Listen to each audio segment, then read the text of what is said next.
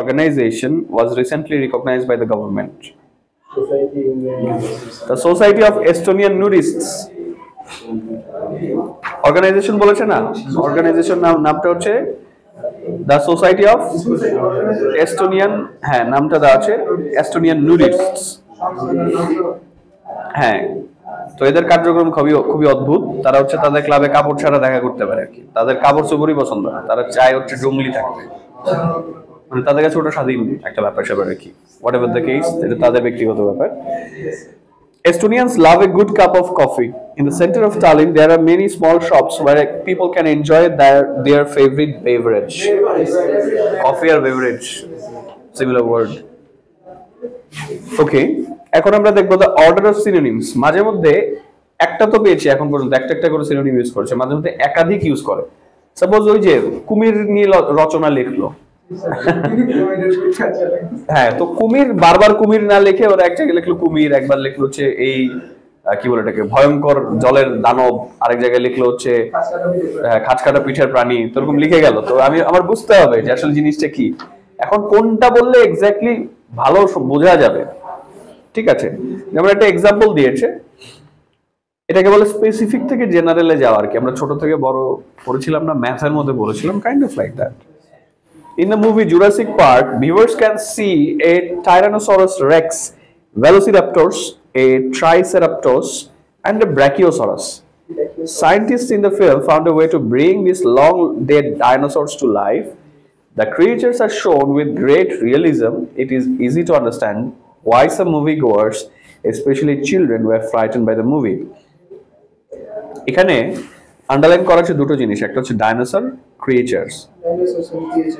ঠিক আছে, তো ডাইনোসরও যা জিনিস, ক্রিয়েচারও সেই জিনিস। ক্রিয়েচার হচ্ছে সৃষ্টি বা প্রাণী, ডাইনোসর দিয়ে বোঝাচ্ছে একটা নির্দিষ্ট ধরনের প্রাণী, রাইট? আর আরো নির্দিষ্ট করতে ডাইনোসর গুলোর নামও দিয়ে দিয়েছে, তাই না? এখানে তাহলে তিনটা একই জিনিস না? একটা হচ্ছে কি ওই যে টাইরানোসরাস রেক্স, ভেলোসিরাপ্টর, সেগুলো হচ্ছে ডাইনোসরের নাম। এরপরে বলেছে ডাইনোসর, এরপর বলেছে এগুলো প্রাণী।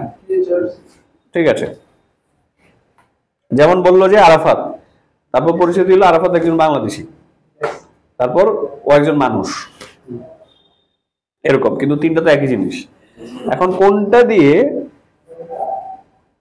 স্পেসিফিকলি বলা যাবে যে আরাফাত কি? ডাইনোসর উদাহরণ দিলাম না, ডাইনোসর সবার নাম তো জানি না। ধরেন মোস্ট স্পেসিফিকলি বলতে গেলে আরাফাতের নাম আরাফাত, এটা হচ্ছে স্পেসিফিকলি ইজ আ পারসন।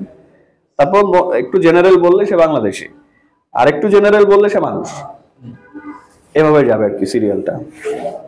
ঠিক আছে, যেমন এক্সারসাইজ 12 দেখেন, মজার জিনিস আছে এখানে। আমাদেরকে স্পেসিফিক থেকে জেনারেলে যেতে হবে, মানে একদম নির্দিষ্ট জিনিস থেকে শুরু করে একটু বড়র দিকে যেতে হবে। যেমন ফরেস্ট দেওয়া আছে, ওক দেওয়া আছে, ট্রিজ দেওয়া আছে, মেপলস দেওয়া আছে। মেপল আর ওক এই দুটো গাছের নাম। মেপল হচ্ছে কিন্তু কানাডার ওই যে পাতার ছবিটা দেখেন না, মেপল লিফ খুব বিখ্যাত জিনিস, কিন্তু লাল রঙের একটা পাতা, দেখতে সুন্দর লাগে, মেপল লিভস, বা একটা স্কুলও আছে এই নামে, মেপল লিভস ইন্টারন্যাশনাল। আর ওক হচ্ছে আমরা যেরকম হচ্ছে কাঠের ফার্নিচার বাড়ি না, ফার্নিচারের জন্য কোন কাঠটা খুব ভালো?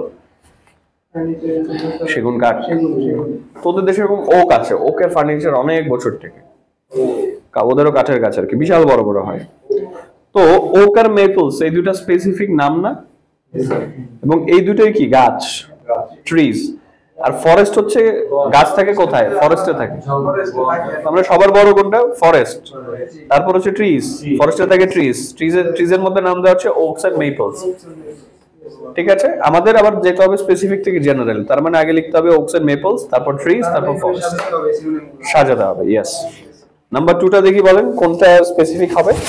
University, biology class, medical school, physiology department, কোনটা স্পেসিফিক?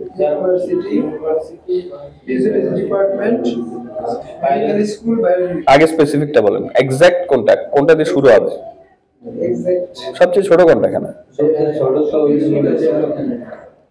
ইউনিভার্সিটি সবচেয়ে বড়? বায়োলজি ক্লাসটা হচ্ছে স্পেসিফিক, একটা ক্লাসরুম।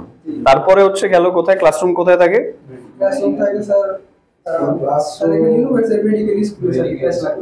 না, মেডিকেল স্কুল একটা ইউনিভার্সিটিতে ইঞ্জিনিয়ারিং পার্ট থাকতে পারে, মেডিকেল পার্টও থাকতে পারে, বাইরের দেশে থাকে মেডিকেল পার্ট। যেমন একটা ইউনিভার্সিটিতে অনেক শাখা থাকে না, school of engineering, school of science, school of arts, এরকম অনুষদ ভাগ করা থাকে।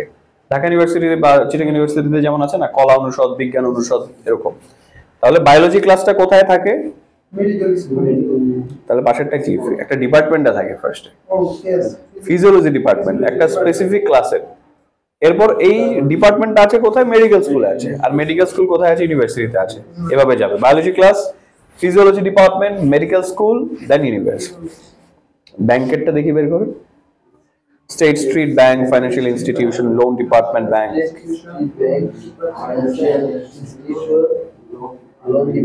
সবচেয়ে স্পেসিফিক কোনটা, ছোট কোনটা? State street bank. ব্যাংকের মধ্যে কি থাকে দেখেন, ব্যাংকের মধ্যে দুটো আছে, ব্যাংকের ভিতরে কি আছে?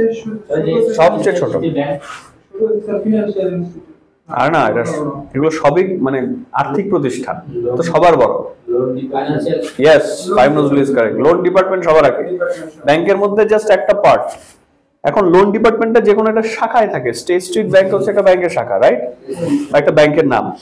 এখন এই ব্যাংকটা হচ্ছে বড় ব্যাংকের অংশ, রাইট?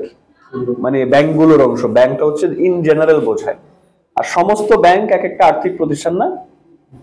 তাহলে ফাইন্যান্সিয়াল ইনস্টিটিউশন, লোন ডিপার্টমেন্ট, তারপর হচ্ছে state street bank, bank and financial institution. Do we understand?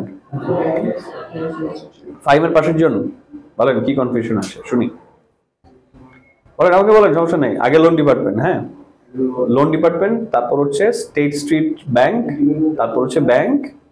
আপনি 1 2 3 4 লিখে যাবেন আর কি। এখানে ঠিক আছে, মানে বোঝার স্পেসিফিক ওয়াই নাই স্যার।